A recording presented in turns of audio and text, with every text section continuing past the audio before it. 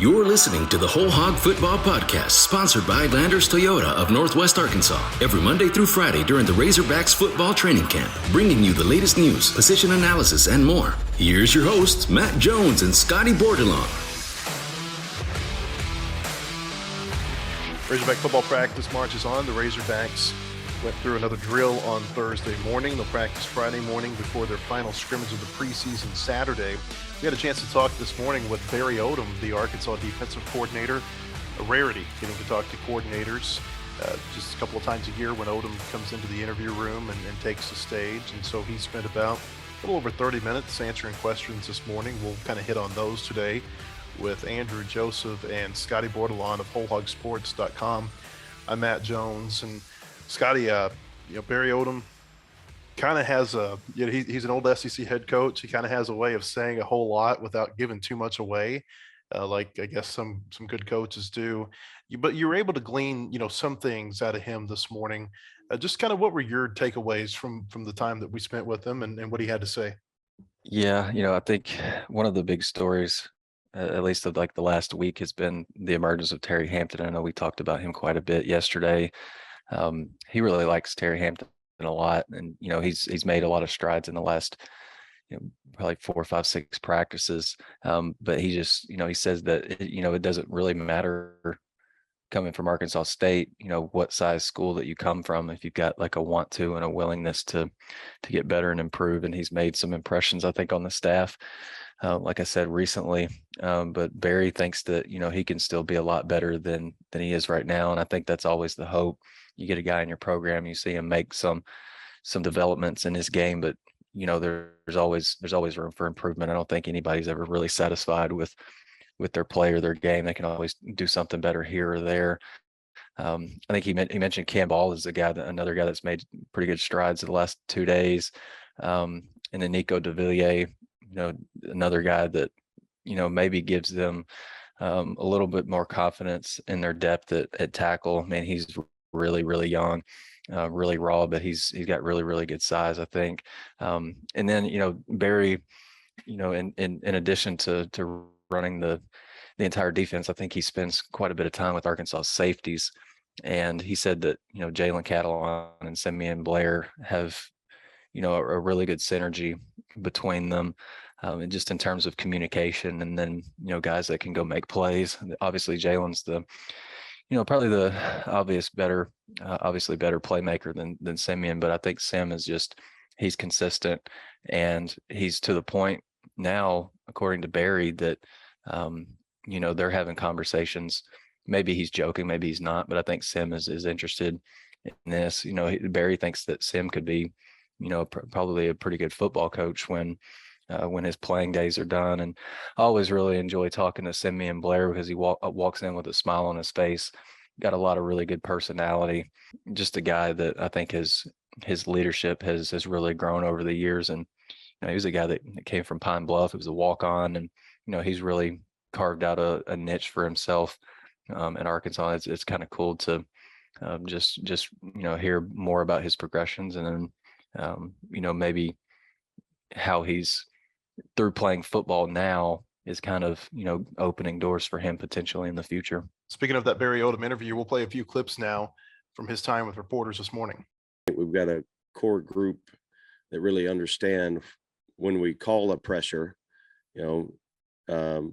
if there is a weakness, where it is the ball coming out quick, they get an understanding for it, and they've got an understanding for it. And they're a group that looks like they're veterans, and they've been in the system, and it's fun because we've been able to keep pouring things on them. We've got another heavy install going in tonight, and we'll go here the next few days with that, and then we'll start fine tuning on what we want to take into week 1. You want to establish as close as you can your top 11, and then you want to establish who's the top 22. And really, you look at it at this point, if we were playing Saturday, who can help us in what positions play winning football, and who's ready to go do that. And then, it's always about creating the guy behind them that there's competition, but also getting them game ready. There's a difference between performing well in a scrimmage, and then performing well on September 3rd in front of 78,000 people. So a lot of discussions have got to take place between now and the end of Saturday. We won't base everything on just Saturday's performance of that scrimmage. It's a body of work. If you want to see the full video with Barry Odom, you can go to our website, wholehogsports.com. You can also find it on our YouTube page. Just search for Whole Hog Sports. You mentioned earlier, Scotty, about Nico and his comments about him. I thought those were really interesting because he's one of those few players that didn't come to campus for the spring football. And I'm talking about players who are high school seniors who didn't make it here for spring ball. And, Odom said he's only been with us for about 12 practices. And he made the point that, there's still another 15, 16 days before the first game. And they're really excited to see if he can continue to progress the way that he has in the first, couple of weeks of practice. If he can continue to progress like that, what he might be in 2 weeks by the time, or 2.5 weeks by the time the Cincinnati game rolls around. Yeah, like I mentioned before, he's got really, really good size, which obviously that when you're, trying to come up with guys that can contribute, you want guys with good measurables and speed and handwork and good foot speed and all that. And I think Nico's got that. I think Eric Gregory said that Nico reminds him of himself a little bit, just the way that he came in. Maybe a little bit on the heavier side than maybe what they would want, but you go through these practices in the heat, the likelihood of you dropping a few pounds is pretty high. So I think that could be maybe beneficial for him. But it was interesting hearing Barry talk about Nico, just in the fact that, like you said, he wasn't here in the spring, and so Arkansas is through 12 practices in camp. That's the whole of Nico's college experience. And I think Barry said that he was a little bit surprised by the progress that he's made to this point. But I think it's a credit to Nico, just kind of being a sponge, following instruction and, carrying, maybe the tips and tricks and just a little anecdotes that Deke Adams is teaching that whole defensive line. I think they're seeing that kind of translate to the field and giving them some optimism, maybe that he might be able to pitch in some areas, might be special teams this year, might be more along the defensive line in future seasons. And I think there's really a lot of optimism in him and, reasons to be excited about what he could provide in the future. One of the other things that I thought was interesting that he was asked was about the wide receivers, and is basically asked, can you be specific about which receivers are standing out to you? And, the names that he mentioned, I think 3. He mentioned Matt Landers. He said, his speed is a difference maker. He said that he's got a great catch radius, and was, very complimentary of Matt Landers, as we've heard a lot of people who have come into the interview room have been throughout this preseason. And then he mentioned Jaden Hazelwood and Warren Thompson by their numbers. And so those are 3 receivers, all of them kind of interesting, are transfers in. But those are 3 receivers that we just continue to hear a lot about. And there seems to be a lot of excitement about what they might be able to add to the offense this year.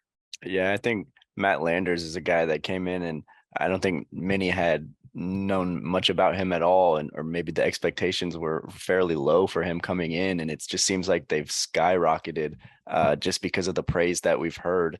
And his size and his speed, when you see him up close, he looks the part of an NFL receiver. I mean, he's huge, 6'5", and then he's got easy speed, and he just looks like a guy that is going to make a name for himself on Saturdays.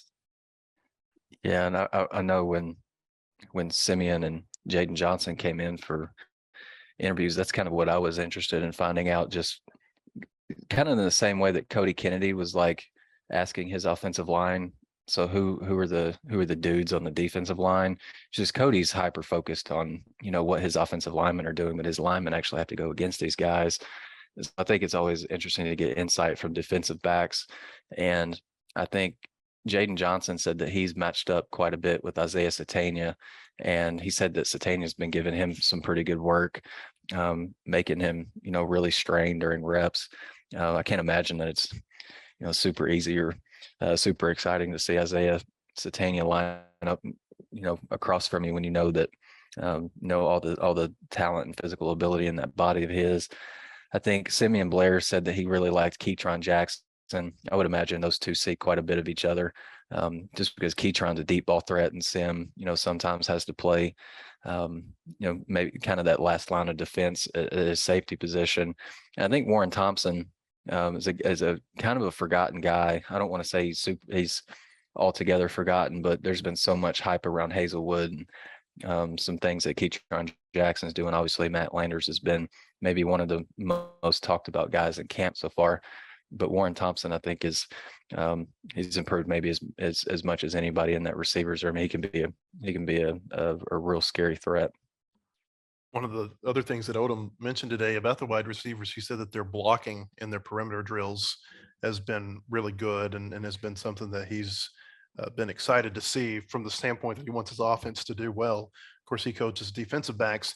Scotty, one of the things I know that really caught your eye this morning during practice was that the defensive backs were going through some of those drills with boxing gloves on. Tell us about that. Yeah, that was pretty unique. I remember it's just, it's kind of just a way to spice up a drill that's already, pretty entertaining and kind of intriguing. Today, Sam Pittman, let us stay in practice from periods 1 through 6. We normally get 1 through 3 or 1 through 4. So we got to see some drills that we normally wouldn't get to see. One of them was those one-on-ones in the red area. And it was pretty fun to watch some of those matchups. Like I know Keytron Jackson, Matt Landers, Warren Thompson, Bryce Stevens, I think, had a couple nice grabs.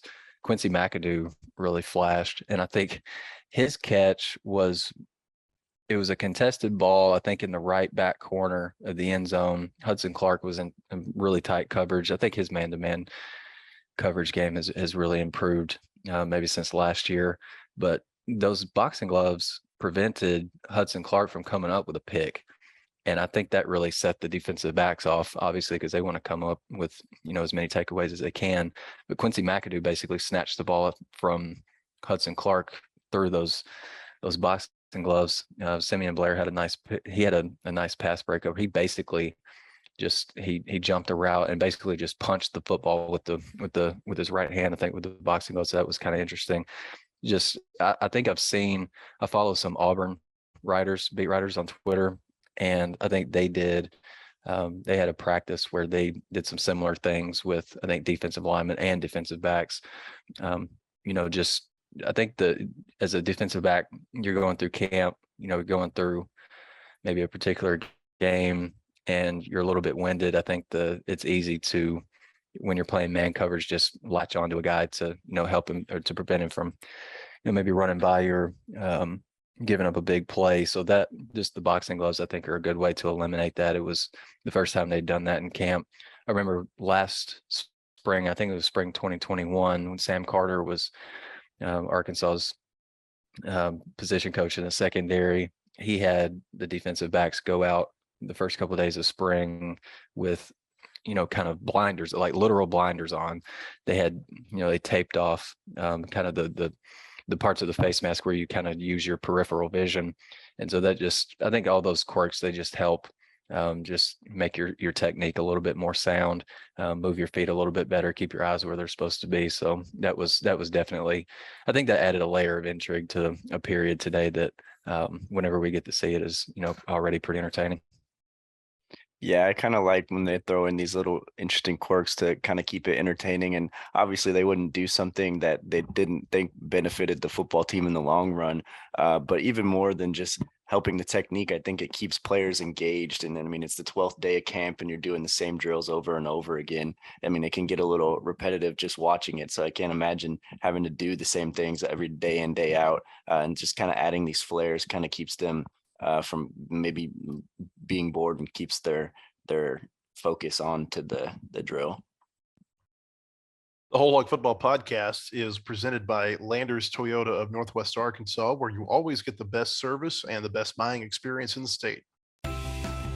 For all your automotive needs, shop Landers Toyota NWA in Rogers, where we guarantee you the best buying experience and best service after the sale in Arkansas. Landers Toyota NWA in Rogers. WholeHogSports.com has the largest, most experienced staff of reporters covering sports in Arkansas. Football, basketball, baseball, recruiting, and more. You'll find it at WholeHogSports.com. The website includes up-to-minute news, daily commentaries, and award-winning photography from the staffs of Hogs Illustrated and the Democrat Gazette. For subscriptions, call 1-800-757-6277. That's 1-800-757-6277. Or visit us online today. WholeHogSports.com. Want more coverage of your home team? Download the Whole Hog Sports Video on Demand app. Check out the Fan Zone and get up-to-the-minute videos, podcasts, and features on football, basketball, baseball, recruiting, and more. Search for Whole Hog Sports on Apple TV, Roku, and Amazon Fire at home.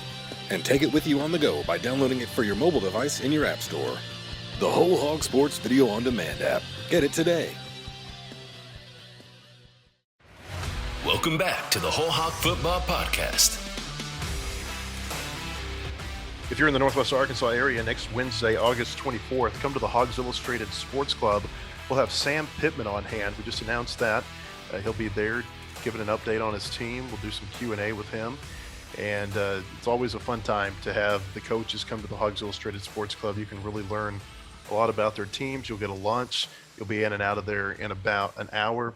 If you want to come see Sam Pittman or Hunter Yurachek on September 7th, you can go to one of our sister websites, nwadealpiggy.com. That's nwadealpiggy.com. Sam Pittman on August 24th and Hunter Yurachek on September 7th at the Hogs Illustrated Sports Club. Each day on our preseason podcast, we take a closer look at a different position group for the Razorbacks. And today we'll take a look at special teams. We had some special teams conversation yesterday because Scott Fountain, the special teams coordinator, had his interview in the media room. But we'll take a little bit closer look at that today. And Scotty, I think the main thing that stood out to me from listening to Fountain talk on Wednesday was that from a position battle, it's really the biggest position battle that they have, and gosh, maybe one of the biggest position battles on the team in terms of starters, because it feels like we know who a lot of the starters are at a lot of the different positions. Is it punter with Reed Bauer, a returner at punter, and then they bring in Max Fletcher, the scholarship punter out of Australia. It's I don't know what that tells you about the team, that punter is maybe one of your most entertaining position batttle, but I think that's where the Razorbacks are. Yeah, and it's obviously super important to be sound in all areas, including punter. I think that's a position, maybe during the Bielema tenure, parts of Chad Morris, that was kind of an area of concern where you would look up, during a game, Arkansas's punted 4 or 5 times, and your average yardage is like 34, 35 yards. Like that's just not SEC caliber punting. And then Georgia would come in, and Jake Camarda's in here, he's basically throwing darts, punting the ball. And you just see kind of the gap, between where Arkansas was and, where some of the top special teams units are, some of the top punters are. It's super important because obviously field position plays a huge role in every game. And, if you can win the field position battle, sometimes with your punter, other times with your, your punt return, kick return game, it all goes hand in hand. And obviously your offense is not going to score on every possession. So you got to find somebody that, can couple, good hang time with distance, and, has a good enough foot, but doesn't outkick their coverage too. I think that's really important. Reed Bauer there. I think he's probably, I always think it's noteworthy to see who is coming into the interview room, especially with special teams. He brought Cam Little, who's, he's the guy in terms of place kicking. And I think it's between him and Jake Bates, in terms of kickoffs, which I think that's really important too, because you lost a guy like Vito Calaparuso from last year. I think he went to Wisconsin. But punt's a really big deal. But I think Scott Fountain feels pretty confident with Reed Bauer right now, and I think he came out of spring drills, the leader for that starting job, and it doesn't sound like he's let go of it. Bob Holt had a feature on Reed Bauer earlier this week, and you can find it on our website at wholehogsports.com. But it was basically that throughout his entire career, they've been bringing in punters who maybe the thought was would replace him, and he just keeps beating him out. It wasn't just that case at punter either. It was, at the holder position, when he didn't do very well as a holder early in Scott Fountain's tenure as special teams coordinator. And then lo and behold, last year he ends up winning this award as the best holder in college football. Now, I think some of that had to do with the fact that he converted a couple of fake field goal attempts, including the one at Alabama that, I don't know, probably 2 or 3 million people watched that happen live, maybe more. But to Bob's point, and the point I think his article was making, is that Reed Bauer has really, he's been in competition every year that he's been at Arkansas with players who in some cases have come in with really good credentials, and he's beat them out. And that's certainly the case again this year with Fletcher. Yeah, just kind of talking about the importance of punting and having a good punter brings me back to the early St. Louis Rams days where I went with my dad, and they were god awful, but they had a great punter in Johnny Hecker. And so they would go 3 and out, and then Johnny Hecker would flip the field, and then the opposing team had to go 80 yards. I mean, it didn't matter how bad they were because he could kick it a mile. And so, I mean, when you have a weapon like that, that allows you to be good in all 3 sides of the game, in offense, defense, and special teams. And obviously the Razorbacks aren't near as bad as those St. Louis Rams were back in the day. So if they can flip the field more often than not, their defense is going to hold up for them, I would say. I think Scott Fountain likes Reed Bauer a lot, and Scott even gave him a nickname. I think he called him Dark Horse Bauer, just because, like to Matt's point, they bring guys in that, might take his job, but he just finds a way. And obviously we don't pay super close attention to the specialists when we're on the field, because there's a little bit more action going on, even if there's not really more action going on. We don't pay just a whole lot of attention to that, but whatever Reed Bauer's doing, it's resonating with Scott Fountain. And I think, it's definitely, I think, his job to lose, and just a super valuable part of special teams, just like Andrew said, just being able to flip the field, and it can change the outcome of a game. I just think there's something to be said for a player who is routinely challenged and wins those competitions. I think it says something about him, and maybe to how good of a football player he is, the fact that he can get on the field. Cam Little, 20 of 24 a year ago, field goal kicking. Sam Pittman will probably tell you that probably only should have been 20 of 23. I think he felt bad about one of the positions they put him in the Auburn game, asking him to kick a long field goal at a certain point in that game. But a great season, a freshman All-America season. And I know there's a lot of good kickers in the SEC, but one of the things that I thought was really surprising was the fact that he wasn't on any of these preseason All-SEC teams that have a first team, a second team, and a third team. To me, Cam Little looks like the type of kicker who could potentially play in the NFL. I know that's putting a lot of pressure on his shoulders, and there's only so many of those jobs, and those kickers, they seem like once they get into the league, they stick around for 15 or 20 years. But to me, it just looks like it's such an, I don't know if effortless is the right word with him, but there's just a smoothness to his delivery, his follow through, that, I think he's got the potential to be kicking for a long time. And it's just a little surprising to me that maybe he's flying under the radar of so many people based on the way that he kicked last season, and that kickers seem like they get quite a bit better from year to year.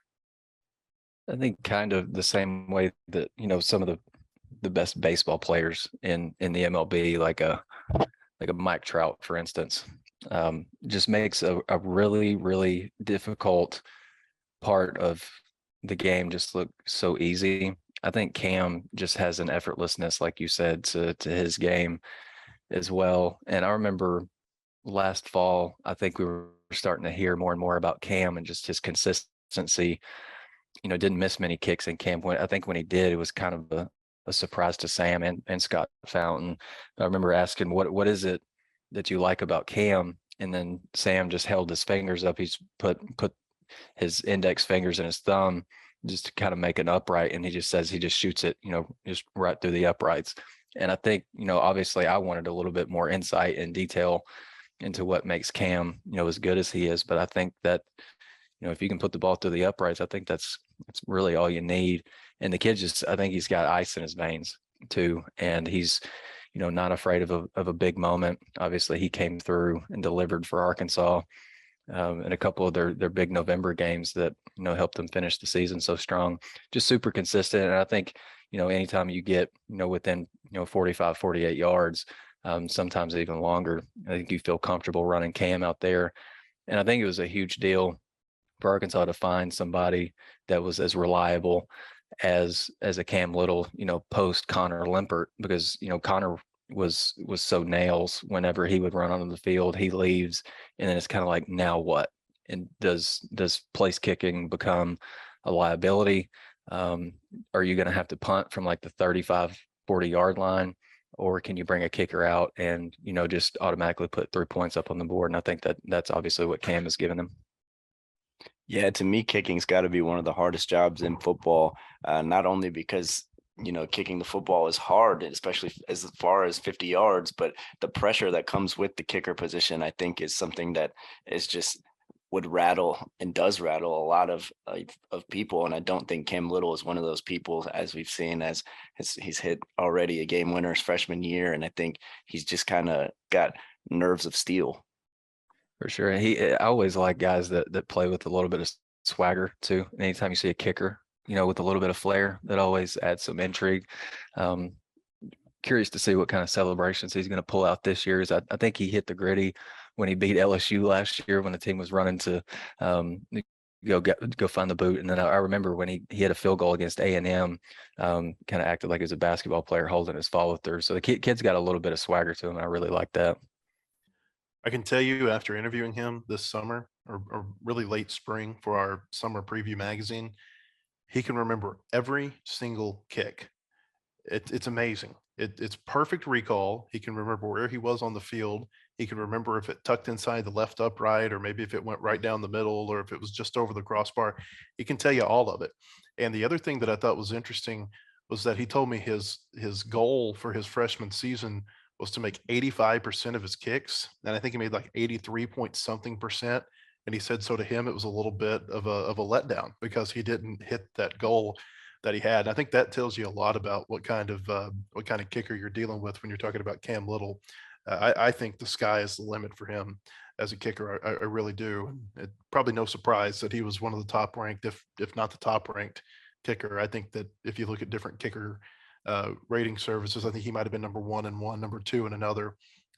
Really highly recruited, and Arkansas gave him a scholarship, and that certainly made an impression on him, and that's why he's in Fayetteville right now. We talked yesterday as it pertains to special teams. I think a lot of times you can see the athleticism, especially say like in your cover units, and where the teams that have recruited a lot better depth, a lot more quality depth, they're better in the special teams. And we think Arkansas is going to be better this year than they've been in the last 2 years, and they were better last year than they were the year before. But just based on the fact that they're recruiting some pretty high profile athletes now that might not make it onto the field in a first or second team offense or defense, but maybe they do make it onto the field in a starting role as a special teams player. But I tell you where I really think the speed is going to stand out, Scotty, and I'm interested to get your thoughts on this, is in the return game, and in particular the players who are going to be returning the ball. I mean, we've talked so much about these guys that have got great track accolades who have come in, whether it be an Isaiah Satania and AJ Green. There are some other players who are certainly, really fast with the ball in their hands. It's interesting to see these names in the return game and kind of who's being looked at in these different roles, because I think that this is a much speedier team, and I think that can potentially manifest itself in the return game. Yeah, absolutely. That was an area that Scott Fountain said, especially in kick return, that's an area that, he thinks Arkansas can be better this year. And, he's got a couple running backs, vying for that job with AJ Green and Rashad Dubinion. Obviously Isaiah Satania, you can throw him in there. Matt Landers, those seem like, really logical options for that. I think AJ Green might be a guy that you see run out there in the first game and just kind of see how it goes. That's a position that they put him in last year just to kind of see if they could unlock his speed just a little bit. But he was playing just a little bit timid just because, he didn't have an entire fall camp just because of a concussion. Matt Landers doesn't exactly have a ton of return experience I think he had one kickoff return last year for 26 yards at Toledo. DeBinion had 205 yards and a touchdown his last season at Cedar Grove at Georgia. And Satania, I read he averaged like over 24 yards a return at Fayetteville, returned to kickoff for a touchdown, I believe, as a junior. So there's definitely some options there. And I think Sam Pittman, before the first official day of practice, said Ladarius Bishop might be an option there too. Well, I guess you'd probably have to see just what kind of a role he's got in terms of is he a first team cornerback for you, or is he second team? You know, if he's maybe second team or third team, I could see him maybe getting some more looks there. Punt return, you know, that's a position that I think Arkansas really needs a kind of a game changing weapon back there. And I believe it was in 2020, Arkansas had 18 punt return yards, and Nathan Perotti had 14 of them. So Arkansas's punt return game that year, Sam Pittman's first at Arkansas, it was also Scott Fountain's. It was kind of a mess. And then, Traylon Burks, battled some issues with, letting punts roll. And then Nathan Perotti took over that job. And so I think what they found at punt return is, Hazelwood is an option. Harper Cole is probably, I think I mentioned him yesterday, kind of a little known receiver, but Scott Fountain said that he's got some Perotti-like qualities to him, in that he's dependable, he's reliable, he's not going to drop the ball, not going to let it hit and roll, lose valuable yards in terms of field position. I think that's what they're looking for. They just want a guy that can secure punts. You're not worried about him fumbling. And I think, you got to have a guy that back there that's a little bit fearless. Like that's one of the last positions I would want to play in sports other than a goalie in hockey. Like, as you've got literally 21 other people running at you, and you've just got to, try to in some way keep your composure. So I think, punt return, kickoff return, they definitely need some more explosiveness there. I think Bryce Stevens is an option at punt return too. He had a couple of nice returns last year. I think it was against LSU and Arkansas Pine Bluff. Not just a huge sample to work with, obviously. And he was only there, I think he only returned that punt against UAPB because Nathan Perotti, I think he got pulled out of that game after he returned the punt for a score. So I think Harper Cole, it might be a really good option there. Bryce Stevens might be your number two.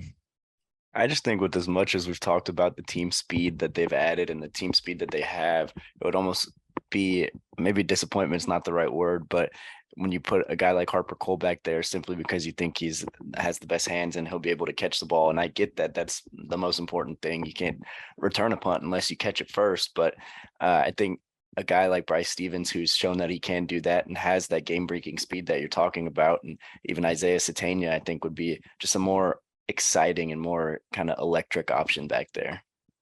Maybe we don't pay enough attention to Harper Cole just because Arkansas has got so many, like 3, 4, 5, 6 other dudes at receiver, but I do think he's got a little bit of wiggle to him. And I don't think being reliable and dependable in terms of just catching the ball is one thing that can help you win that job, but you can't put a punt returner back there that doesn't have, at least a little bit of elusiveness to him. And I don't think punt return is a place that you necessarily want to have Jaden Hazelwood. I know I was looking to see if Jaden Hazelwood had any punt return experience at Oklahoma, and he didn't, because CeeDee Lamb returned punts for them for a couple years, and I think Marvin Mims did it. So it's not necessarily crazy to put maybe your top receiver target, at punt return, but I think you are taking a little bit of a risk by doing that. Yeah, that's one of the reasons Sam Pittman said he didn't want Rocket Sanders returning kickoffs. I wanted to go back to kickoff return for just a second because you mentioned AJ Green. The roster lists AJ Green as 5'11". I don't know if I buy that. I think he's smaller than that, and I think that those short guys who return kickoffs, and maybe Dennis Johnson completely. Maybe this comes from watching him return kickoffs for so long, but I'm of the opinion that if you've got a shorter player returning kickoffs and they've got speed, there's something about that's really hard if you're on the cover team, because not only are you trying to find them as they're blazing across the field, but sometimes they can get behind those blockers and they can be kind of hard to find. And we've seen some of the best players who have been, kickoff return guys at Arkansas have been some of those smaller kickoff return people. And, Dennis Johnson's one that carries a lot of weight because he had such a great year or a great career as a kickoff returner at Arkansas. But Green kind of reminds me of Johnson, and I guess he intrigues me a little bit because of that. Yeah, Dennis Johnson was a bowling ball too, and he was electric. I think that's you've got to find a guy that's got some juice to him with the ball in his hands. And obviously, we saw a couple times. AJ Green, I don't think played at near 100% last year, but we still saw flashes of some elusiveness and some electric things that he can do with the ball in his hands. And you mentioned Dennis Johnson; he was really fun to watch. 2017, Devon Warren, racked up over 700 kickoff return yards. And so he's another guy that's kind of cut from just kind of, I guess, in that same mold, smaller guys that, when they get behind, I guess their kickoff return shield or whatnot, can be a little bit hard to spot. Then you throw in some speed and some elusiveness. I think that's a good formula to have. Tanya, a little bit of a smaller player too, 5'11". Best kickoff return guy ever at Arkansas was Felix Jones, 5'10". So I do think that there's something to that, having kind of those guys who are smaller in stature returning kickoffs.